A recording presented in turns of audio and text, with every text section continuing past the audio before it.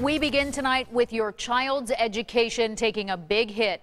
Thanks for joining us. I'm Nohelani Graff. Arizona lawmakers pulling an all-nighter to pass a $9 billion budget. Here's how it affects students. $123 million in cuts to non-classroom K-12 spending.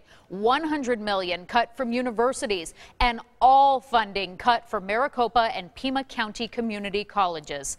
New at 10, ABC 15's Lauren Vargas joins us with reaction. Lauren, you talked to one student who stayed up all night for this vote. Yeah, no, hey, lawmakers were not the only ones who stayed up all night fighting over the budget. I spoke with a young woman who was right there along with them, praying for a miracle that did not happen.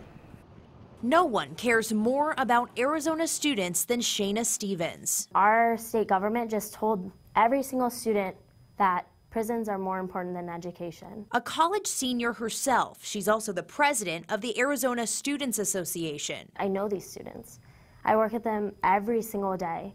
I hear their stories. I hear how their families are burdened by their student loan debt. So when she heard about the impending cuts, she knew she had to be there. This morning was emotional. I was crying in the gallery as they took the vote. Shayna sat in the gallery all night and into the morning, watching lawmakers battle for their top priorities. We sat there and we watched them debate back and forth. And in the end, the cuts were even worse than she expected. We were willing to take some cuts, but there's only so many cuts that you can take before you start affecting the quality of the education in our university systems. But Shayna says the fight is far from over. Students are going to be at the Capitol this week. They're going to be at the Capitol during their spring breaks. And they're going to be there because they want legislators and the governor and every single statewide office to have to look them in the eyes and tell them why they weren't worth the investment.